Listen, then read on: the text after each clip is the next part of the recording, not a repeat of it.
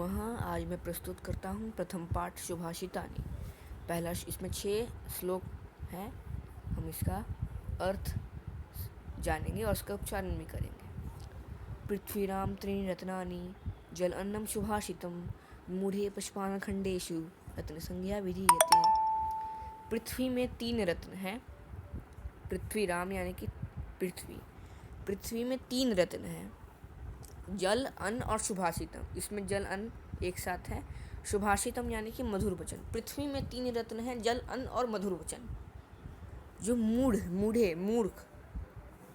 लोग हैं वो पुष्पाण खंडेशु यानी पत्थर के टुकड़े को रत्न संज्ञा देते हैं। जो मूर्ख लोग हैं वो पत्थर के टुकड़ों को रत्न संज्ञा देते हैं। भावार्थ है कि पृथ्वी में 3 रत्न हैं, जल, अन्नम, सुभाषितम यानी कि मधुर वचन। जो मूर्ख लोग हैं वो पत्थर के टुकड़ों को रत्न संज्ञा देते हैं। ये तो हो गया पहला श्लोक। दूसरा श्लोक पे चलिए। सत्येन धारते पृथ्वी सत्येन तपते रवि सत्येन वाति वायुश्च सर्वे सत्य प्रतिष्ठम।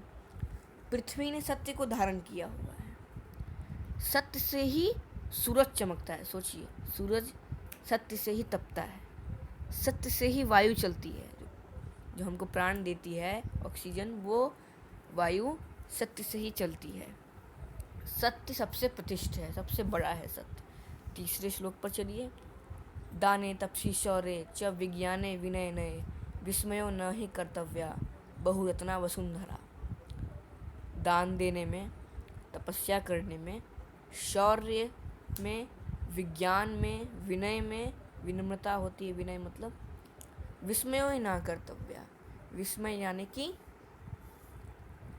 आश्चर्य नहीं करना चाहिए।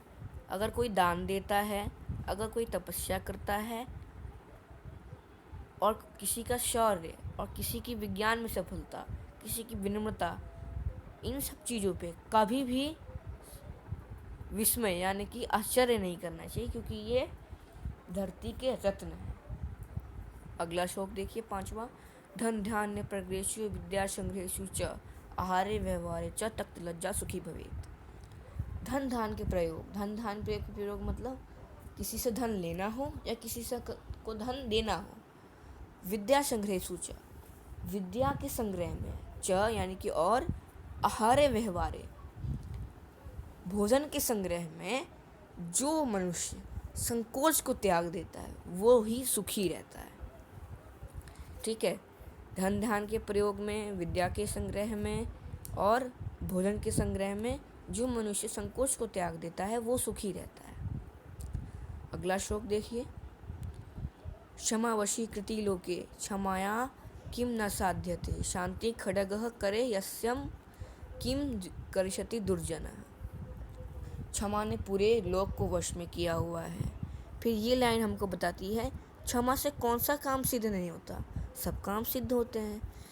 जिसके पास शांति खड्ग है उसका दुर्जन लोग क्या बिगाड़ सकते हैं, उसका दुर्जन लोग क्या कर सकते हैं? कुछ नहीं कर सकते दुर्जन लोग।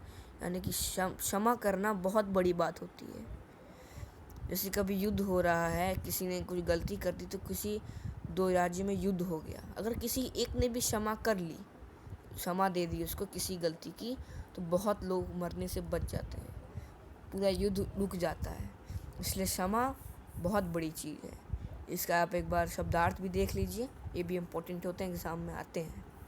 पृथ्वीराम यानी कि धरती पर, सुभाषितम यानी कि सुंदर वचन, मूढ़े मूर्खों के द्वारा, पुष्पाण खंडेषु पत्थर के टुकड़े, रत्न संज्ञा रत्न का नाम, विधीयते किया समझा जाता है, धार्यते धारण किया जाता है, तपते चलता है, वाति बहता है बहती है, वायुश्च पवन भी, प्रतिष्ठम स्थित है, तपसी तपस्या में, शौर्य बल में, नय नीति, विस्मय आश्चर्य, बहुरत्ना अनेक रत्नों वाली, वसुंधरा पृथ्वी, सब्धिरेव सज्जनों के साथ। ये एक संधि है, ये एग्ज़ाम में बहुत आती है, इसको अंडरलाइन कर लीजिएगा। साहसीत, साथ बैठना चाहिए, कुर्वित करना चाहिए, सब्धि विवादम सज्जनों के साथ झगड़ा, क्षमा वशीकृति लोते, संसार में क्षमा सबसे बड़ा वशीकरण है। ना सद्धि असज्जन लोगों के साथ धन धान्य परिशु बताया। धन के प्रयोग में संग्रह संग्रह में तख्त लज्ज संकोच या भीतु का छोड़ने वाला। शांति घटक शांति की तलवार। ये आपका चैप्टर मैंने आपको समझा दिया। अब अगले वीडियो में हम इसका अभ्यास स्टार्ट करेंगे। इसका अभ्यास भी इजी है, अगर आप ध्यान से पढ़ें तो अभ्यास भी आ जाएगा और ये हमारा चैप्टर अभ्यास के बाद ख़त्म हो जाएगा।